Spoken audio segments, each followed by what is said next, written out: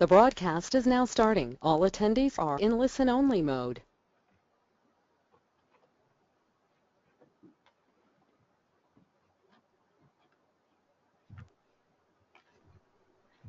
Hello and welcome to How to Hack a Human, a step-by-step social engineering exercise. My name is Trevor Boldon. I'm sat here with my colleague Dan Cannon. Dan, you want to say hello? Hi there. There he is. We are senior technical consultants here at IRM, and this webinar is based around social engineering. I think a few guys have jumped on today who tuned into our last webinar based on mobile application hacking, so thanks for returning to us. Obviously the last one went quite well. It's absolutely fantastic to see so many people tuned in today. We actually had a massive uptake on this, so clearly it's a subject which people are fascinated by, and hopefully this will do it some justice. So let's move on. Okay, so today's agenda, what we're going to be talking about is social engineering and why the attacks keep coming. In short, because people are the weakest link in the chain of security. So this presentation is going to include a case study from a FTSE 500 company that myself and Trevor took part in conducting a social engineering engagement. Between the two of us, we covered the chapters that you see in front of you. Chapter 1, Know Your Target, was our open source investigation, where we search the web for information on a client. Chapter 2, Test the Waters, is where we start to have a little bit of interaction with the client, start emailing, making phone calls, that type of thing. Chapter 3 is the meat of the presentation. It's all the fun stuff of what we actually did on site, so hopefully we can give you a few good stories about that. And Chapter 4 will be how we like to wrap things up with the client. At the end of it, we'll be recapping some of the bigger mistakes and what the solutions to those are, in our opinion. And generally, the gist of this presentation is that cybersecurity is everyone's responsibility. During this, we will be doing a few polling questions. You can also submit questions, and at the end, we'll try and get through as many of those as possible. Just to give an outline of how the chapters will work as well, we'll be covering as many different types of social engineering tactics as we can per chapter, and then we'll be detailing specifically what the two of us did on this case study. And yeah, just a bit of housekeeping on top of that. So as I already said, my name's Trevor, this is Dan. We're senior technical consultants at IRM. Dan's actually a manager here. We do quite a lot of the social engineering engagements. We tend to do them together. We've done them solo, but we often find that with two guys on the job, there's a lot of benefits to it, and you will see that as we walk through the story. This will last around about an hour, give or take. We're wary that we're all busy people, and we want to make this as entertaining as possible, so we've tried to condense it into about an hour with some time at the end for questions as well. And as already been covered, you can ask questions throughout, but we will be just acknowledging them at the end, so feel free. It's just so we can keep the flow going and then get through as many as we can at the end. And it's a real brief overview. I'm sure a lot of you know who we are, but we are IRM. We were founded in 1998. We're currently broadcasting from our head office in Cheltenham, but we also have an office in London. I can see a couple of guys from London have tuned in to watch this, so hi guys, I hope you're enjoying a brief break from work. Sorry. We joined the CSG check scheme in 2001. We were actually a founding member of CREST and helped define the CREST standards for network forensics. We're a newly CTAS accredited company. And aside from all the sort of pen testing, social engineering, we're actually a GRC software provider as well. And you can go on our website and YouTube channels to find information about that. And just finally, we also won the SC Magazine Europe Information Security Consultancy of the Year Award in 2014. It's quite a mouthful. And sorry, 13, and we were a finalist in 14. Now that's over and done with. Let's get into the meat of this. So, as we said, why do the attacks keep coming? We're only human, as these statistics show. The IBM security services indicate that in their statistics and their findings, 95% of instances of compromise included human error. This can range from anything from someone divulging information that they don't realize is sensitive that an attacker then uses, to clicking on links from phishing attacks that could download malware and give attackers a foothold in the network. But the key part of this is that we are the weakest link in the chain. Companies can spend hundreds of thousands on firewalls and testing, but if the company culture and the employee education isn't there, then you can end up with a situation where it's much easier for an attacker to just waltz straight into your building and have full access to everything. As we can see with phishing emails, the current statistics seem to indicate that 23% of phishing emails get opened and 11% of people click on attachments. This is based on statistics of phishing across the internet, where one person is going to be sending hundreds of thousands of emails, and it shows that when you look at the statistics like that, 23% of people opening an email from a completely unsolicited point of view, with probably very little to do with them, that's worrying enough in itself. When you start having social engineering engagements, such as the ones we're going to walk you through, where it's a particularly targeted attack, the statistics tend to get much higher for their success rate, which again, is a little bit of a worry, and just shows that the education of employees really needs to sort of like step up in the next few years to make sure that we don't end up with more companies having their dirty laundry aired in public. As Trevor said, me and him tend to do a lot of the social engineering engagements at IRM. They're great fun, and at the minute we've got a 100% success rate. And it's always interesting to see how we can get into buildings and to really give our clients that bit of education and that bit of knowledge that they potentially wouldn't get through your traditional pen test. It really highlights where the real world risk is. So what makes people the ideal target? Well, for starters, there aren't enough people in the industry. People who currently work in the industry today know how difficult it is to get really talented security professionals. And by 2020, we can see that there'll be a shortfall of 1.5 million security professionals. Now, when you take into account these are people who know what they're talking about, if you then take that and look at the larger culture in our society, there's going to be a shortfall of people telling people what security is about and, how they should be reacting to people questioning them or what information they should be giving away. People are also the ideal target when you start looking at things like passwords. So, websites may try and enforce a password policy, but more often than not, people will do the bare minimum to get by. So a website may say, you need at least 8 characters and a number. So how often do we come across password 1 as a password? Because it makes it easy for people. So again, companies can spend thousands and thousands, developing a very secure website that handles input well and logic well. But if someone then just makes their account insecure because they've set a weak password, they're letting themselves down. Because the education isn't there, to tell them how important that secure password is. We can see here from a recent Sony attack, more than 50% of the passwords they found had fewer than 8 characters, which again just highlights the majority of people and their sort of thoughts on security and just doing enough to get by. And again, people are the ideal target because it's in our nature, especially in England. We find that all the sort of social engineering interactions we do is everyone tries to be overly friendly, everyone wants to be helpful, no one wants to be that one guy who no one likes because he's not helpful and is mean to everyone. If we pretend to be a new starter, people want to be, putting their hand out and helping us. So no one wants to be mean, which just makes people so easy to attack. Okay, so we're going to open this quickly up to our first polling question. In your opinion, which part of your organization poses the most behavioral risk to cybersecurity? We'll give you guys a couple of moments to answer that. General thought is, have a think. Where do you think is the most likely place where people are going to expose risk? This will be interesting as well to see whether or not people blame each other more than anything else. Let's have a look here. Yeah, I think we've got quite a lot of the votes in so far. We'll give a couple more seconds. Oh yeah, it's quite interesting watching it come in so far. There's a reasonably even spread. Yeah. Starting to tailor off a little bit now. Okay, let's close that down. We will. So essentially, what you've all thought is pretty much. We're looking at about sort of like 20% per category. It's quite funny. The majority of people just slightly are blaming the board, which is quite interesting. Well, I guess it's always good to blame the boss. Yeah, it's always going to blame the boss. We can actually the most minimal are sort of on HR and receptionists as well, and it'll be interesting to see whether or not people's opinions change as we go on. But yeah, there seems to be quite a spread across there, across what people think there. So that's fairly interesting. Okay. Chapter 1.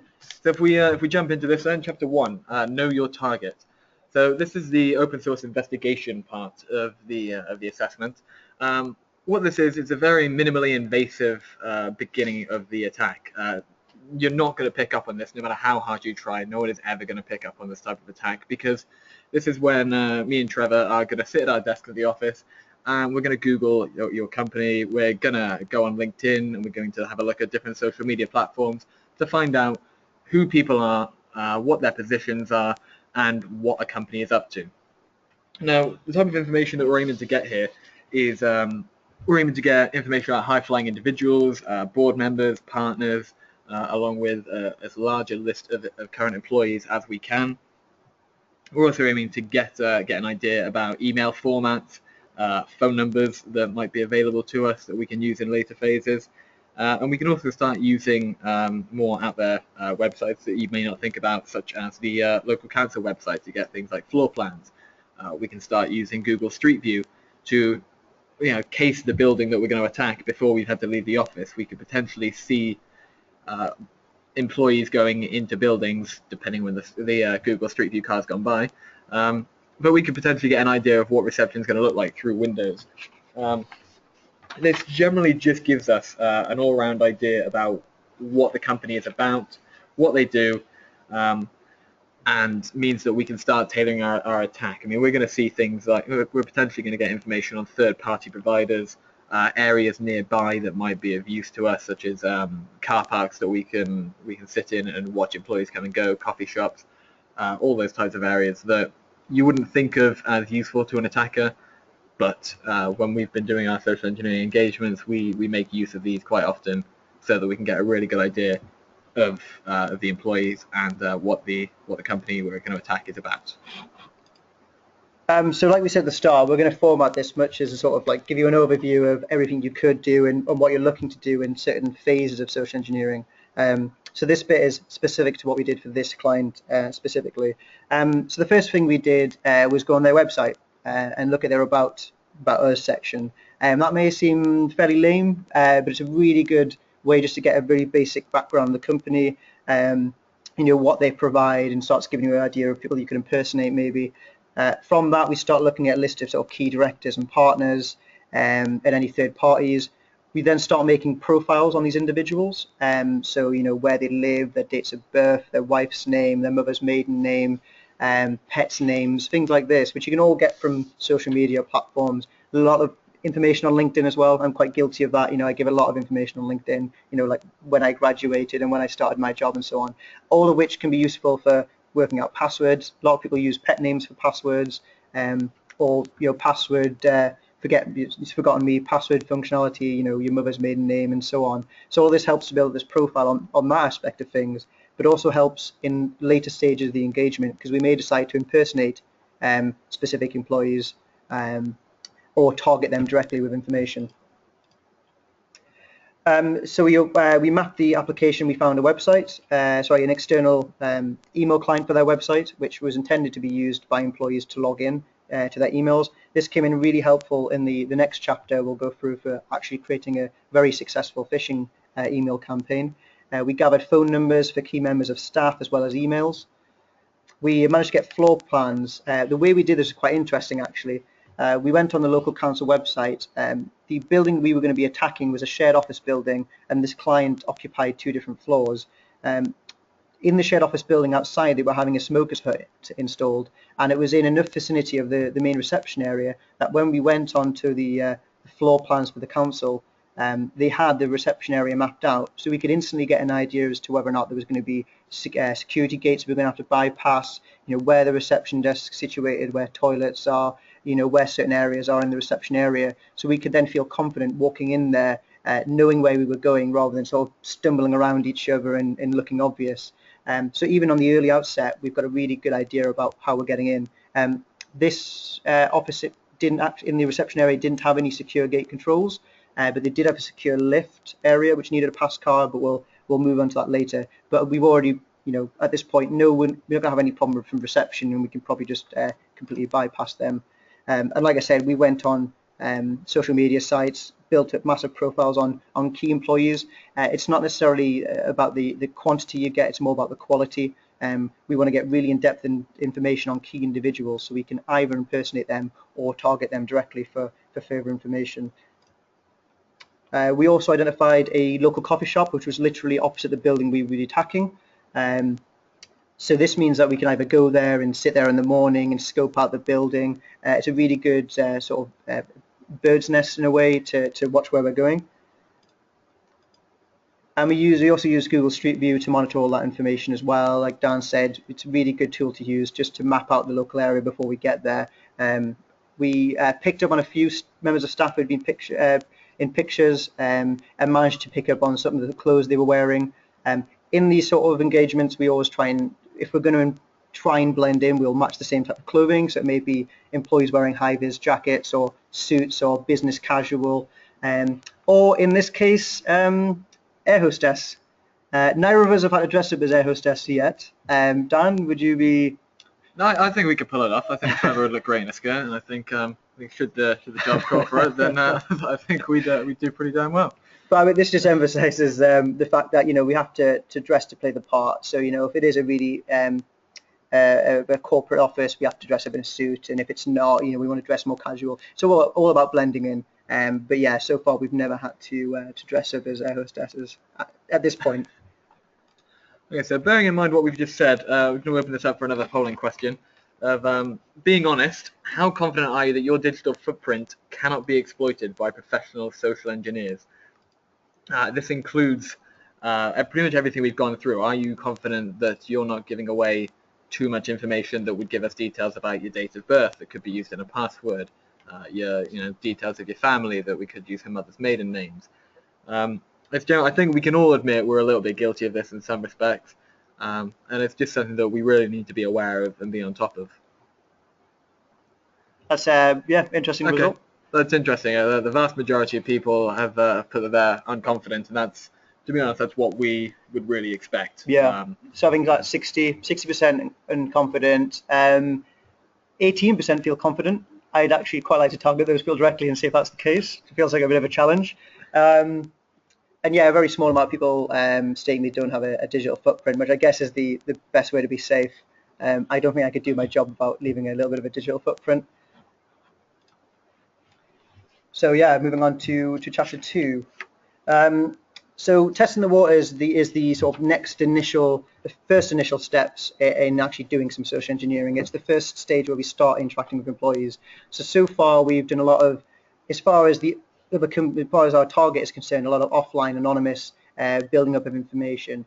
And this phase we're going to start, interacting via phone calling and emailing with members of staff. So this could involve, sending a phishing email. There's a lot of terms used for different types of phishing. One of the most recent ones we've came across from our marketing department actually was called whaling, which apparently is when you catch a big fish, so like a CEO or something, which is interesting. As Dan went through at the start, phishing emails can have a high rate of success, but we tend to see a higher rate because we're doing very targeted attacks against specific organizations. And the phishing emails can involve maybe getting people to go to a website and enter their password. It can be getting them to click a link and download a malicious PDF onto their system. In this practice, we're mainly just seeing if people will fall for it and click on the link, and we can monitor all that. We can, see what % of people will click on a link and then which people will then enter credentials or download data. In this stage of the attack, this stage as well, we will often visit the site from sort of an outside point of view. We'll walk past it, try and see what we can see in the reception. Go to a local car park or coffee shop and set up shop for a little bit. Just monitor staff movements. Maybe start doing things like Wi-Fi hacking and monitoring their Wi-Fi to see if there's any issues there. You may also be attempting to clone cards at this point. So if they are using scan cards and have lanyards, you want to pick up on that sort of information so you can copy them and then try and interact with staff and clone their card. We're also going to start making phone calls during this phase. You can be posing as a new starter and, ringing up for help, trying to book conference rooms, trying to book meetings with someone. So you may pretend, you're a university student writing the local university paper, for example, and want to speak to the CEO just to gain access to the building. Or you may do something like impersonate an IT help desk and, ring some of the people that we've built a profile up of in the earlier phases. So before we go on, we're actually going to talk a bit now about the phishing email we sent out. So we're going to do our next, just another quick polling question, just to gauge how many of you have actually received a any information on how to spot a phishing email. And this is just a simple yes or no. So this is just mainly so that we can figure out whether or not companies out there are engaged in actively making sure their employees are aware of these things. And so far it looks like, yes, a lot of you have received training on this, which is fantastic news, because these are some of the most common sort of like first steps toward an attack. And unfortunately, they can be very effective. When we conduct them, we're largely just trying to see about whether we're getting interaction.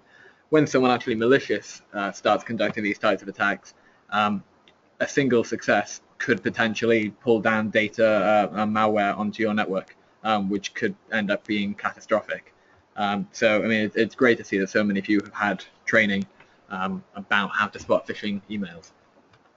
So let's see whether or not any of you would have picked up on R1. What we found was that there was an email.client domain, client here being the name of the client that we've got to get rid of. And this was going to be used by employees. This was how their emails were set up. So what we did was we registered ourselves an email-client domain. It's a pretty common way to try and start these attacks off, because from a first glance, it all looks legitimate. What this is it makes sure that we can, when we tailor our phishing attack, it comes from a legitimate looking source. We're gonna grab as much sort of like detail about the client as possible, and we're gonna design this to look as similar as possible to what employees are used to. As we said, our success rates tend to be higher than that of the average touted by sort of internet-wide companies that do statistics, and that's because we tailor ours so much to try and make sure that we're giving you a real good quality to this part of the engagement. So I mean, for this one, we sent off I think somewhere in the range of sort of 120, 130 sort of emails, and we were looking at about a 58% success rate of employees having opened them, along with a 42% success rate of clicking on the link and then submitting credentials. Yeah, and then submitting credentials, which gave us a range of credentials, because we didn't make it particularly clear what we were after to the client, because we weren't 100% sure what systems they were using. So our email pretty much just said that out of an urgent matter of timing, we needed to migrate employees' data across to a new system, and they needed to submit their credentials. Some of them appeared to submit credentials to web applications the client used. Some of them appeared to submit their Windows domain credentials.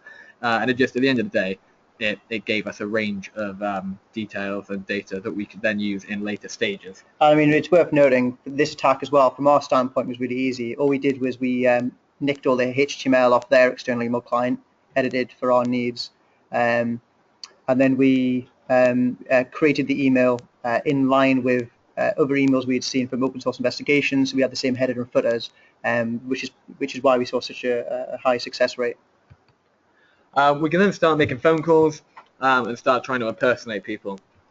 What we did for this one was that we managed to profile the IT director, a gentleman called Ian, I believe, who was from up north and mercifully did not have an accent, which meant it was so much easier to just call up over the phone and pretend to be him. What we could do was we could phone up reception, a phone number we were just able to get on their website after enough searching, get put through to the right people who had permission to book us a conference room, and essentially book ourselves a conference room for the afternoon of the day we were going to be on site. The benefit of this was that it was going to give us a safe haven of somewhere to go should we need somewhere to get away from potentially suspicious employees. It would mean that if we hadn't been able to get into the building, we could potentially come back at a later time and generally just and have that air of legitimacy by being able to turn and go, we've got a conference room booked, which was incredibly helpful. It also highlights a massive flaw in their booking plan, that a random person off the street can ring up and just book a meeting room and just walk straight in the building and gain access to a meeting room as well. It does. A benefit of phone calls is that it gives that matter of urgency, and employees on the other end can't just get away from you. So Trevor will talk about how he phoned up and got an idea about password policies as well. Yeah, so whereas Dan rang up and pretended to be this the IT director that we had profiled, I rang up and pretended to be a new employee. I rang up and said, I'm really worried my manager's going to have a go at me. It's my first day and I can't access my email. Can you help me out? and I was asking them if they knew, if they knew what my password was, if they had access to that.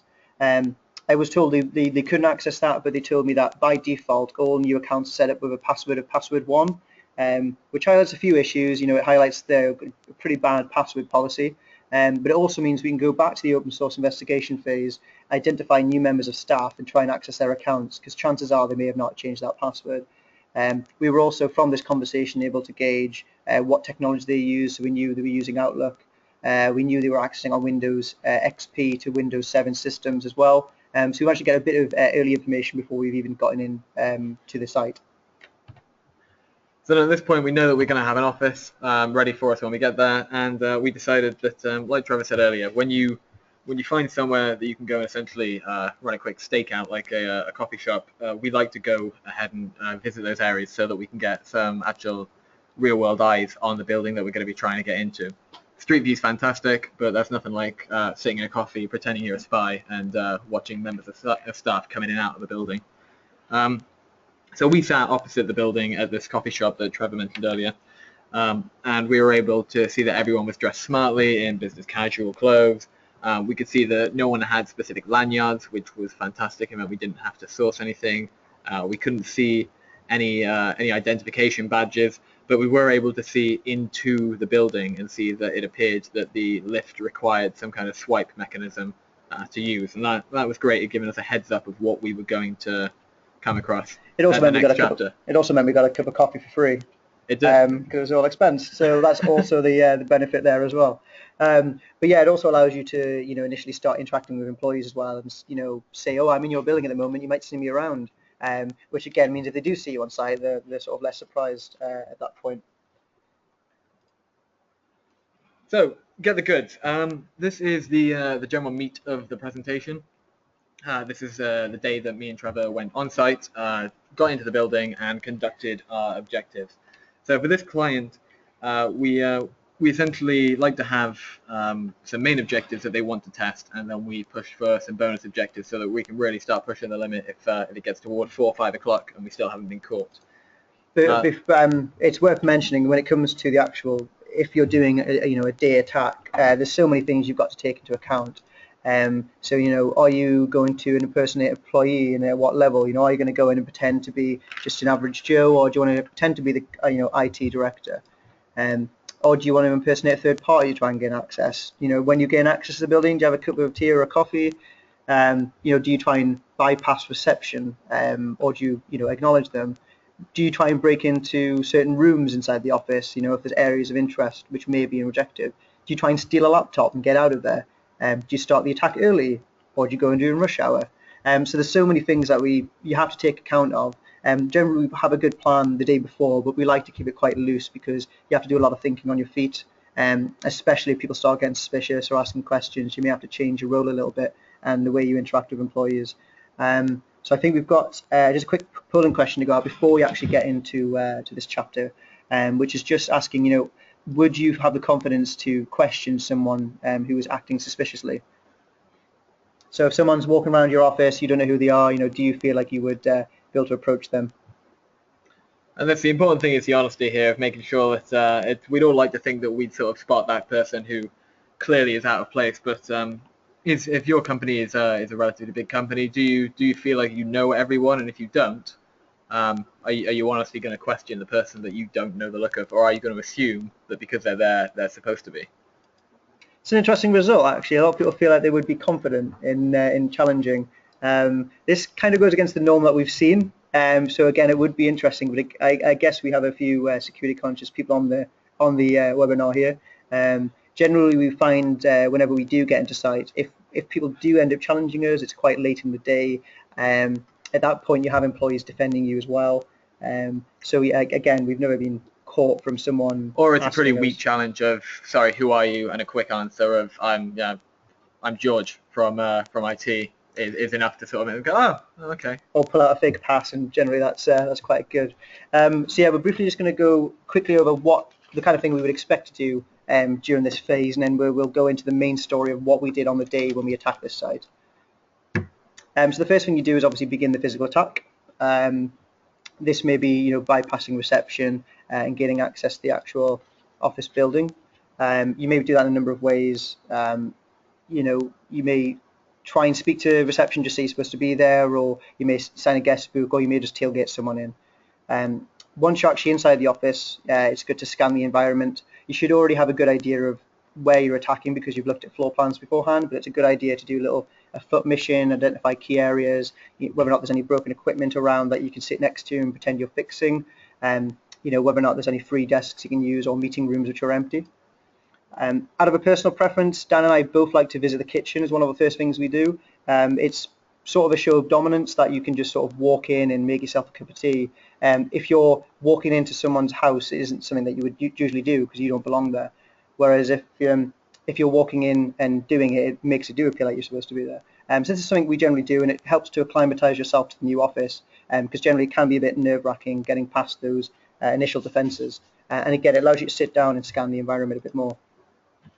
We then like to establish an area. This is done while you're scanning the environment, and when we sit in the kitchen and have a second or third coffee of the day, we tend to have a final look around the office environment and decide where we're going to head to after this and where we're going to establish is our area. Doing these types of jobs with two people lets you split out and cover more ground, which is fantastic. And it means that we can sort of pick different parts of the office to work in. If we find somewhere that's largely quiet and isolated with only a few members of staff, one of us can head over there while another heads over to sort of like the more heavily populated area and just see what's going on in the different parts of the office.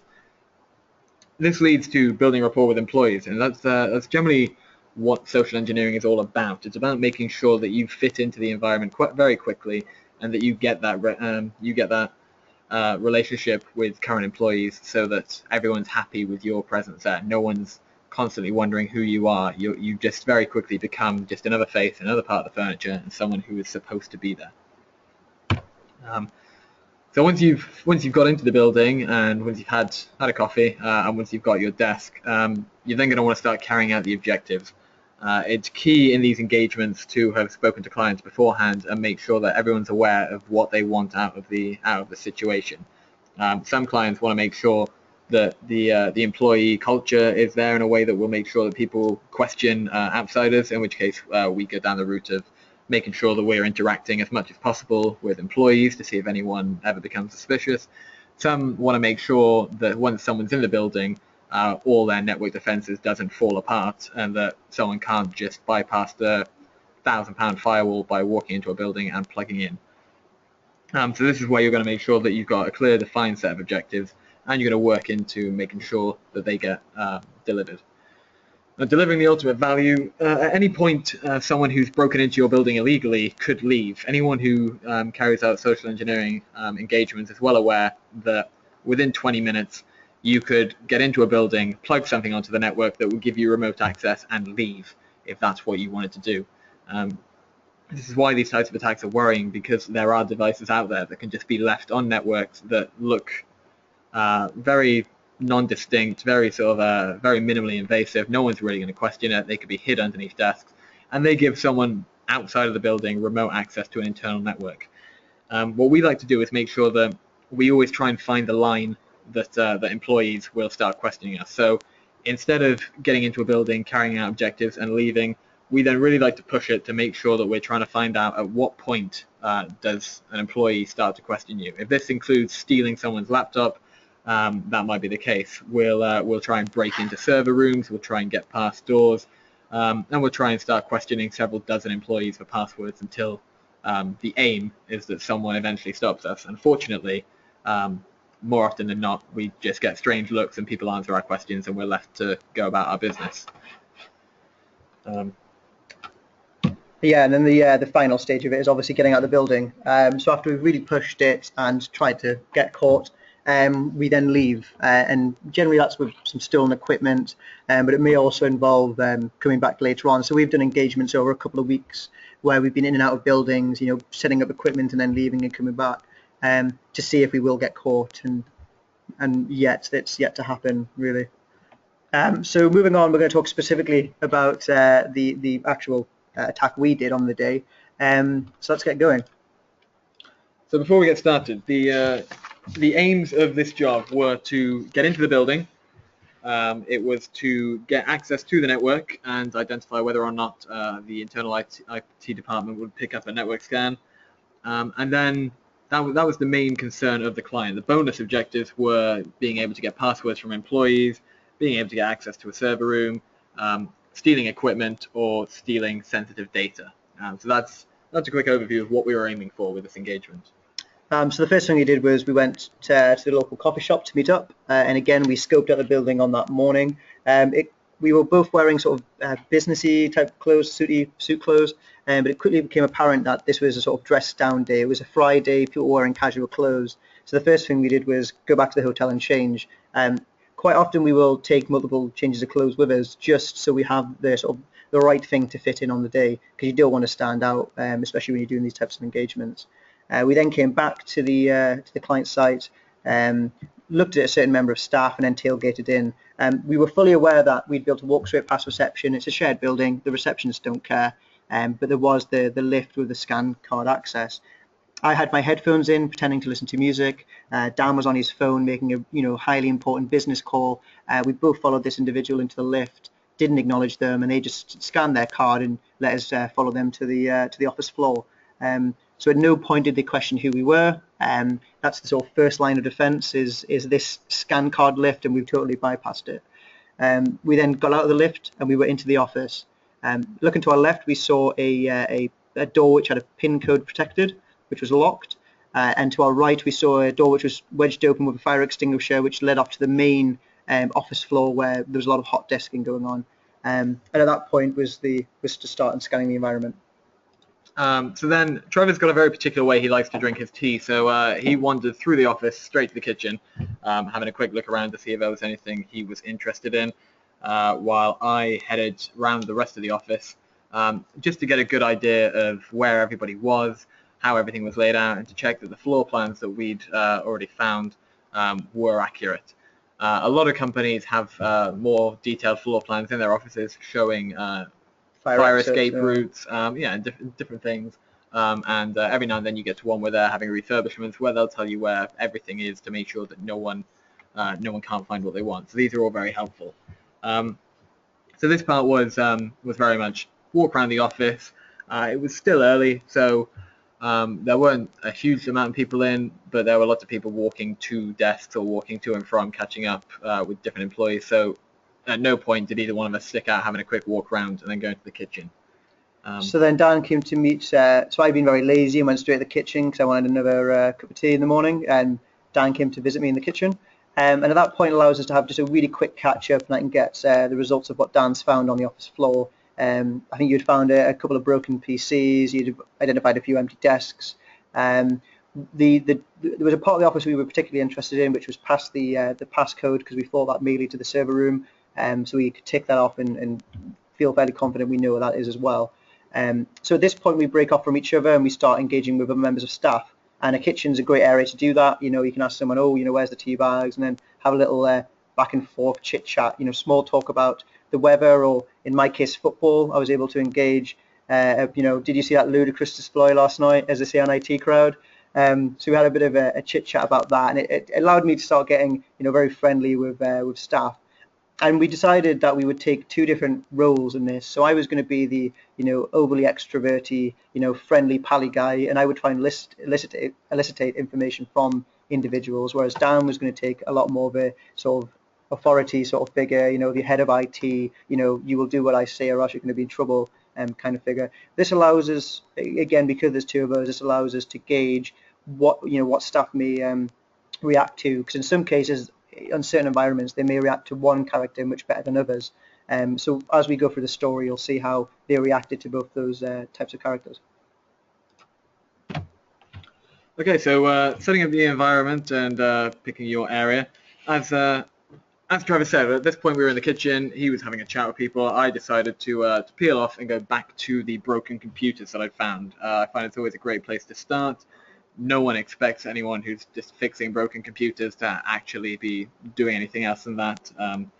It's not the most fun thing in the world to fix computers, so why would I be there if that wasn't what I was there to do? This meant I had the perfect cover to casually start unplugging computers. For the more technical members of the audience out there, it would be able to lead to things like mounting hard drives, pulling off data from hard drives without really arousing too much suspicion. But it also meant that I could plug my laptop into the network and start doing one of our objectives of the network scan. I spent quite a while here covering this kind of aspect of trying to get as much data from these broken computers and as much data as I could from the network, until eventually I turned around to a very friendly woman who was next to me at a desk and told her that actually I was from IT and her computer had a problem. She was very surprised. I hadn't spoken to her till this point, and her computer hadn't done anything wrong, so she was a bit shocked. At which point I just followed through with, nope, I'm from IT. I've been monitoring the network traffic, and your computer's doing something wrong. Through enough technobabble gibberish at her until she eventually just agreed that I must be right, because why would I be lying? At this point, I was able to tell her that, you know what, it's going to be so much easier for me if you just give me your password and your username and go get yourself a coffee, and I'll sort out your computer. I'll need to reboot it a few times, which is why I need that password. And just handed her a pen and asked her to write it down for me. As we'll see in a minute, this is very different, a different approach that Trevor will take, but yielded the result of someone handing over their laptop, handing over a notepad that had a username and password written down on it, and leaving me for about 20-30 minutes while she went and got a coffee. And this is all based on being able to pick an area and then start attacking. If we go back to Trevor, he was able to elicit a fair amount of information from all the guys that he was around. So I quickly identified a key staff member who was clearly quite extrovert and chatting with all members of staff. So I thought, well, if I can get in with this guy, everyone else will trust me.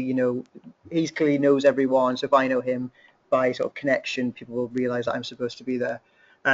So I approached him. I saw there was a couple of empty desks next to him, and I said, "Oh, is this desk free? I just need a hot desk for a few hours." He turned around and said, "No." So I was a bit taken back, but then he very kindly said, "But this desk's free." The desk in question had a load of stuff on it, boxes and equipment, but he very kindly moved them for me. So it was very nice that he was actively helping me attack his organisation. So whilst meaning, chit chat with him and various staff around the area, I set up my laptop, unplugged a cable from the back of a desktop PC, and put it into my laptop, which gave us instant DHCP access to the network. I'm actually running a Linux Ubuntu system, which should have stood out with all these guys running, Windows thin clients, but they didn't care. And whilst maintaining, that generally, buddy nature, chatting with people, I was able to start attacking the network.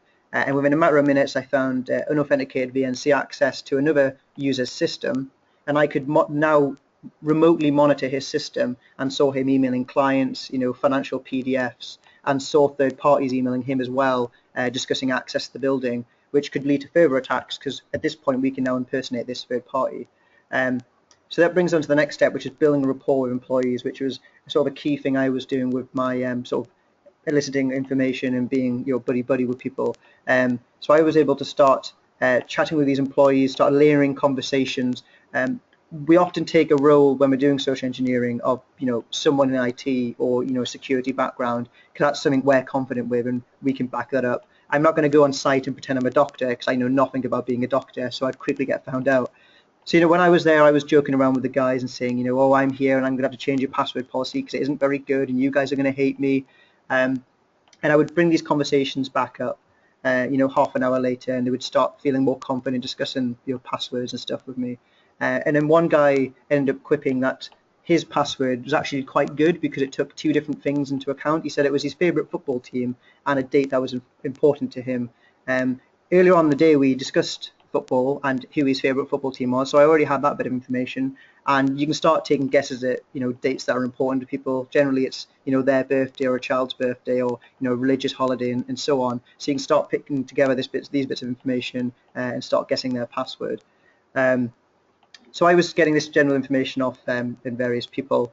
I was also getting them to plug in USBs for me into their system, which may seem like a harmless act, but we have programmable USBs, which means that when we plug them into someone's system, they can send a remote connection back to ourselves, and we can start attacking their system that way. So just getting staff to do these actions for you demonstrates the inherent trust that they've given across to this complete stranger who shouldn't even be in their office, and was really, really good finding for our client in particular. So at this point, we've got into the building, which was one of our aims. We've plugged into the network and started scanning, another one of our aims, and we've started trying to get the bonus aims that we're going for. Trevor's managed to elicit information that will lead to him cracking a password of a football team and a date. I've managed to get an employee to just flat out tell me a password. We really, as we said earlier, we really like to start pushing it once we've achieved the aims, and I was quite interested in anything that could be behind that pin-locked door. So at this point, I decided to let Trevor know that I was going to take a stab at that. Headed back out of the office toward that door, and started trying to crack it using some of the most common pins that it could be, like 1111, 1234, 9999. None of these worked, and for a minute I was a little bit lost and thought, right, I'm not quite sure what I'm going to do here, until a friendly, helpful person on the other end of the door opened it to ask what I was doing. This is where we can demonstrate that the different sort of personality types can achieve different things here. Because I'd already established myself as a bit of an authority figure who wasn't someone to just generally ask too many questions or sort of or be too friendly, but just get information that he needed and get what he wanted, I was able to continue that and just turn around to a person who opened the door and flat out turn around and go, I've been told the wrong code. You need to tell me what the code to this door is because I need to come in. I got a bit of a stunned look and turned around and went, no, I've been told the wrong code. What's the code to the door? And this young man very helpfully then told me the code to their door, to which I said thanks, walked straight past him, no more said.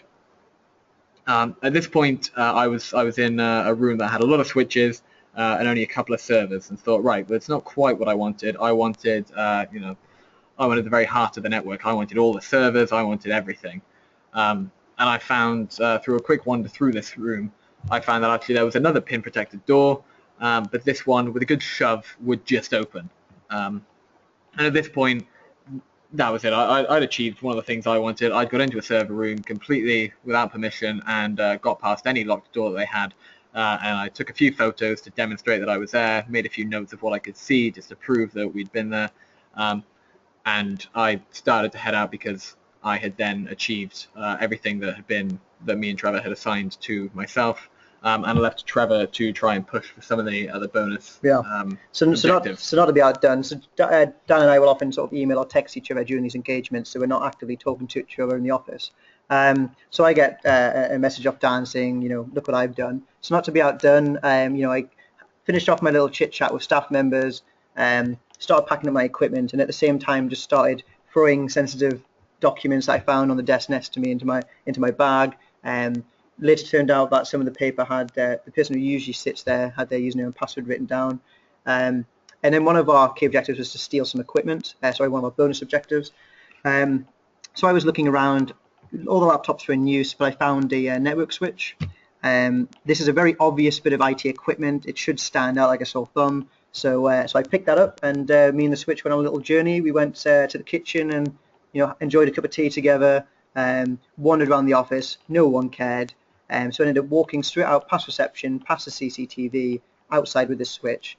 Then we could start at this point, extracting config data off it, etc. All we did at this point was, take a photo of it, prove that we had got out the building with it. And then one of the other sort of bonuses that we'd given ourselves really was just to check that the meeting room we had booked in the earlier chapter had actually worked. So I went back into the building, went to the main reception desk. The meeting rooms were actually on a different floor to the one we attacked. So I just straight out asked, I have a meeting room booked upstairs. Can you let them know I'm here? Rather than ringing up, they just went straight to the lift, scanned the card. I went up in the lift. It shows that we didn't even have to tailgate into the building. The shared building reception didn't care, and highlights the need, if you are in a shared building, you have that need for controlling your own environment as much as possible with a PIN code lock, for example, but shouldn't really give that PIN code out to people like Dan. But I went up to this to the other floor, confirmed my meeting room was booked, and at that point we could exit the building and feel like we had achieved everything we needed to.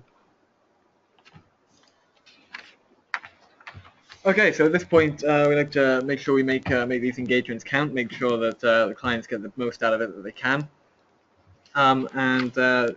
Before we jump into too much of this, we're just going to ask two final polling questions. The first of which being, have you ever had a social engineering exercise performed? Just a quick yes/no. And it'd be interesting to see who has. Okay, so most of you haven't, but a few have, and it would be hopefully this has highlighted some of the impact that a social engineering could have. We'll close that and just open one last one to ask, have you ever had any red teaming engagements performed? The main difference for those who aren't too aware of red teaming and social engineering is that a red teaming exercise will involve social engineering, web application assessment, network scanning. Red teaming encompasses essentially the entire attack vector of your whole company and your entire network. Social engineering is one aspect of that, which we like to make sure that we're testing as often as possible, because sometimes it's a bit awkward to get red teaming engagements approved by board members because they're so broad. I mean, often we find that social engineering, which is why we're targeting this in this presentation, is often the sort of forgotten about area of security, and is pretty much the easiest to exploit and the best to get the information you want. But whereas red teaming is the all-encompassing and should really be the testing that people are going for. At least that's our standpoint at IRM. You know, it's the difference between appearing like you care about security and thinking we just had a website built, we better have it tested, or actually caring about, you know, where your risks truly lie, and you know, doing that red team exercise and identifying, you know, how you can be attacked. Okay, we're to make sure we've got time to go through the questions in a minute, we're gonna breeze through these last few slides. So what do we deliver at the end of these engagements? We like to always make sure that clients and point of contacts are as involved as possible and up to date. So after we've left the site, we tend to go and meet up with them for a coffee, just off site, and have a quick catch up and immediate observations, so that they get an immediate idea of where they stand, how far we got, and what our thoughts are. We then produce a formal written report, which is as detailed as possible. We'll take notes throughout the day, and it's got a clear narrative of everything that we did, when we did, and what we were able to achieve from that. And we also try and provide as much remedial advice as possible for this. Often the reports are written in a sort of military but narrative style, so you know, when our client gets them, they can read it and feel like they're doing the steps themselves. It goes from the zero to hero, from on the street to gaining access to the server room, for example, and all our observations in there as well. It does. And then for this type of job, we find that reports can be a bit dry and can leave questions unanswered. So we then tend to advise for an in-person presentation. It just gives everyone that chance to ask those questions that might not have been answered in a report, such as, were filing cabinets locked? Did you notice? We've got sensitive information over here. Could you get into that room? If you did, how? If you didn't, is that because you weren't at that part of the office, or is that because it was locked? But this just helps make sure that we know what's going on and the client's fully informed. Yeah, and just to, again, just for interest of time, we said we'd quickly go over some of the mistakes noted. You've probably caught up on most of them yourself, but one of the key first mistakes, obviously, that we noted was the tailgating, the ability just to follow someone into this secure lift and use a scan card and go straight in. You know, at no point did the employee question who we were. You know, notice that we weren't supposed to be there, ask us for our cards, they just let us straight in. And in essence, if we hadn't been able to get into that, we would have had, or into the office building, none of this would have happened. When we do these engagements, we never pinpoint one particular area, because it's our opinion that everyone is responsible to security in an organisation, and it's all to do with education. So you can't pinpoint one employee for making the mistake. But in this case, the reception area and those first stages of being able to control access need to be taken seriously. And obviously the solution here is sort of empowering employees to feel confident to actually challenge people. You know, an employee may think, oh, well, if I don't know that person, they could be a director or a manager, and I don't want to get on the wrong side of them by, you know, questioning them. But it's all to do with making employees feel confident to do that. So the elicitation and the pretexting is largely the difference between Trevor's approach and myself. Trevor took the approach of softly, I'll ask a question, it'll be a leading question, and I'll come back to it later to try and then get the information that I want. This has been very effective whenever he's done that on site, and it tends to work very well when working with people who don't understand what sensitive information they're giving away. I tend to go more for the pretexting sort of approach, which is much more direct manipulation of very much controlling what the situation is and implying a matter of urgency that needs to be reacted to, which leads to having someone just flat out hand over a password. The reason we like to take these two different approaches is because sometimes some are more effective than others, and it just means that we get a much better idea of the security of the entire company. Obviously, the mistake is giving away the hints to a password or the entire password, and again, it comes back to education to make sure that employees are aware of what sensitive information is and that they shouldn't give it away, and also what's expected. They should be aware that IT departments won't ask for passwords. And then lastly, we want to talk about the actual network scan. Companies can spend hundreds of thousands on external defenses such as IDS and IPS systems that protect their websites, firewalls with access controllers that will protect their network from external attackers. But once you're in, there tends to be a large lack of protection and a lack of monitoring. And as we're finding more and more with the hacking cases that come to light, a lot of these are achieved either through internal attackers or through someone who's managed to gain internal access, be that through physical access, through a phishing email. At some point, someone has made a mistake which has given an attacker an internal, a way to attack from an internal perspective, and that's how these things can be so damaging. So everyone needs to make sure that they're not allowing attackers to bypass £1,000 firewalls by just walking in the front door and plugging in. And in actual fact, they are protecting their network and they are monitoring what's happening inside their offices. And again, as an attacker, why would you spend hours and hours and days trying to bypass really complex security systems when you can just literally walk in the front door, bypass all of that, and plug straight into a server? They're going to take the easiest route, and why not?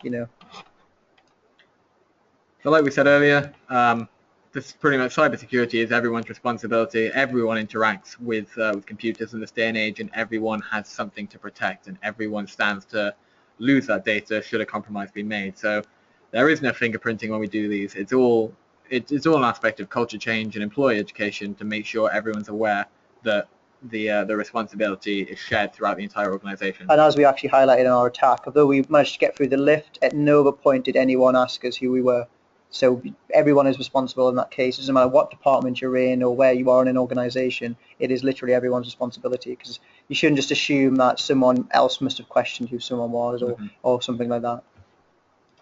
Okay, we'll open up to any questions that people could have. Just give you a minute or so to ask any questions.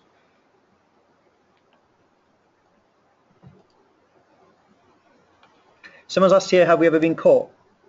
We actually had an engagement a couple months ago, actually, where Dan had got behind a reception desk and it was working away.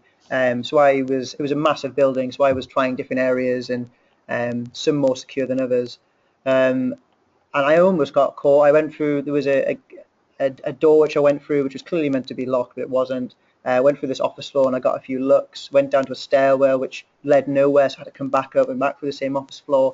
And then I heard a woman yell for her manager, I think Susan, going, Susan, Susan, and pointing at me. I pretended like I didn't hear and continued walking, and then Susan started following me and, excuse me, sir, and asking me to stop. So because I didn't want to get caught, I quickly made a quick dash into an open office where someone was sitting and just struck up a conversation and said, oh, I'm looking for a meeting room.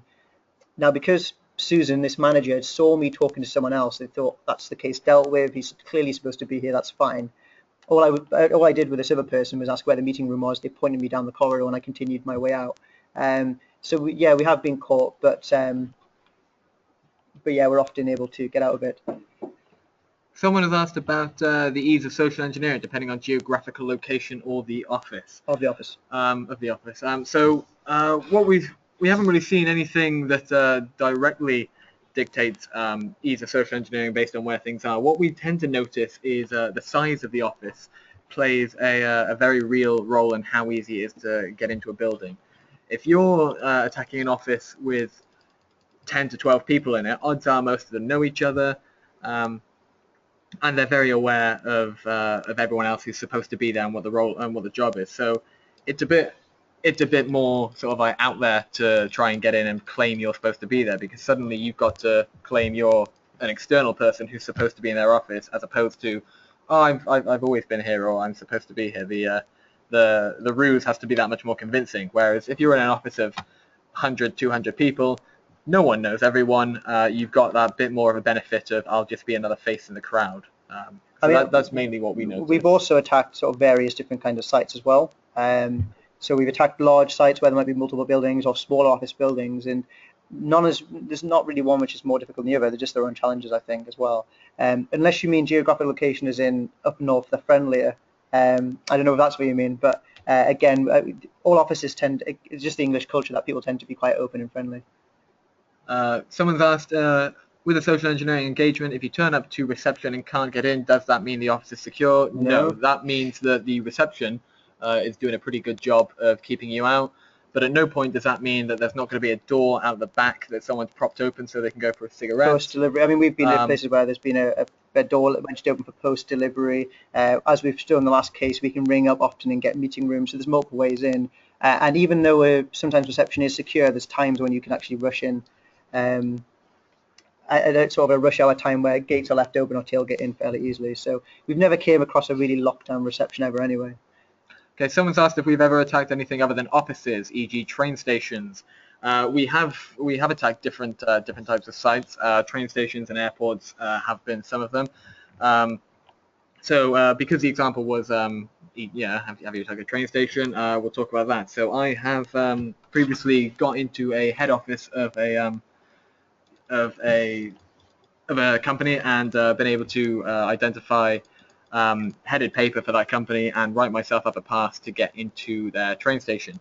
I've then gone on site at a train station, claimed that I'm supposed to be there, and been let in. And while these are different types of environments, they all pose a very similar risk. This was essentially an office that had a turnstile that when I told a member of staff that I too was a member of staff at the same company, I was allowed in. So while and similar at the airport, once you can ingratiate yourself with employees and claim to be one of them, they become very helpful and generally let you in areas. So the different types of buildings don't necessarily pose too many different types of risks, just extra attack vectors.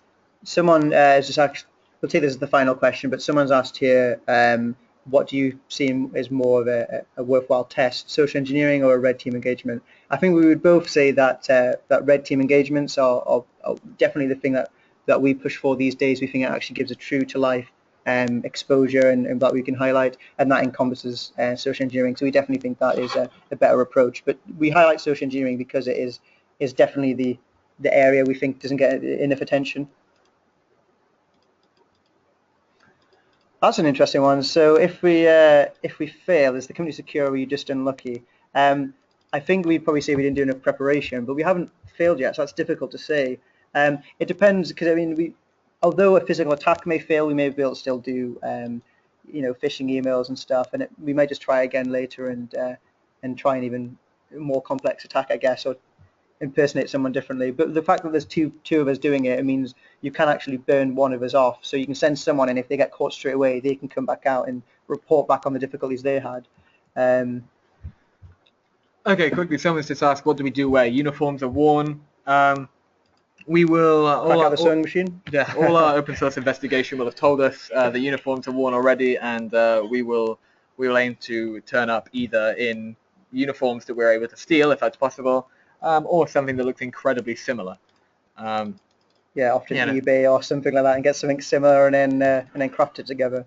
An example would be a company that had their own embroidered polo shirts, and we were able to take decent enough pictures that we could go and get our own t-shirts made, so that we instantly blend in, and it's not a problem for us. Okay, I think that's...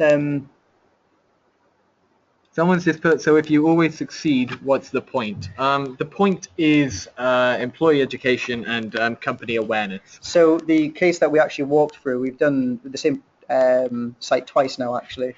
And the second time we were there, I think within a few hours, we had to leave the site rather than being there for the entire day. We also had a much lower success rate with the phishing email. Yeah. These type of attacks, there is always a worry that if someone puts in enough effort, they will always get in. But the main thing that we always try and stress is its education. You want to make it as difficult as possible. So with the first time we're in 10 minutes, and we're out at 5:30 because we've decided to leave. But the second time we're in 10 minutes and we're out by sort of midday because we think, hang on, people are starting to get suspicious here. That's a marked improvement that we're happy to see. Similar to if we get a 50% uptake on phishing emails the first time and a 12% uptake on them the second time. It's a marked decrease of vulnerability, and it's a success to the company to be able to say, we are reducing our risk by doing this. So while we have always succeeded in getting in, It's getting more difficult. It does get, with more education, it does get more difficult, and it does mean that you have to leave faster. It also involves thinking on your feet quite a bit faster, but the cultures don't change overnight. It takes a while to sort of embed this into an entire organization and make everyone responsible, because it can just lead to, one area of weakness that allows us to get in. And we often repeat the same exercises every 12 months or at most once a year. And we do often see it's a much more difficult challenge attacking the same site, because people do become more wary and more questionable. And often, we may not be able to, although we may be able to gain access, we can't complete all bonus objectives, or we do have to leave within an hour or so. We always carry with us a letter of authority from our main point of contact in case we do get caught, which we can whip out and say, okay, you got us, please don't call the police. And the idea is, if one person does catch you, they can be brought aside and say, look, this is a test, please don't let anyone else know. And then we can then start seeing if anyone else picks up on it. But again, the cultures don't change overnight. And that's the whole point of this webinar, is that, we have seen this is such an easy way to exploit security, which is why we are bringing attention to it. And a number of our clients it's one of the key things they're interested in trying to secure, because they spend a lot of money on, securing their website, but who cares if you can, like I said, walk in the front door. I guess we may have to start wrapping it up. If there are any other questions, feel free to contact us via Twitter or mine or Trevor's email addresses that are there for you. Yeah, it's been good fun, guys. I hope you enjoyed the story, I guess. Cheers.